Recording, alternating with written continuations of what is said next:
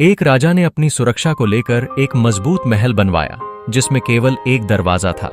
यह दरवाजा उसके साम्राज्य की रक्षा का प्रतीक था और उस पर कड़ा पहरा लगाया गया। महल को एक किले की तरह सुरक्षित किया गया था ताकि कोई शत्रु भीतर न घुस पाए। लेकिन इस दरवाजे की उपस्थिति ने राजा को एक भ्रम में डाल दिया था।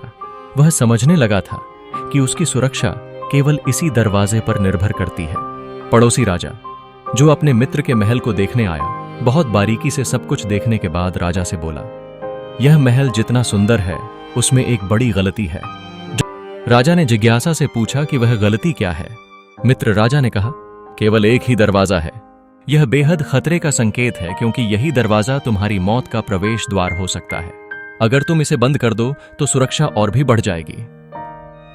राजा ने चिंतन करते हुए कहा, अगर मैं दरवाजा बंद कर दूंगा तो मेरी सुरक्षा का क्या होगा? मैं यहीं बंद रह जाऊंगा। दरवाजे के खुलने से ही मुझे जीवन की रोशनी मिलती है। पड़ोसी राजा ने राजा के तर्क को समझते हुए कहा, यानी दरवाजा खुला रहना ही तुम्हारे जीवन का संकेत है। अगर दरवाजे और भी खुले रहेंगे तो तुम्हारी जिंदगी खुलकर जीने का अवसर मिलेगा।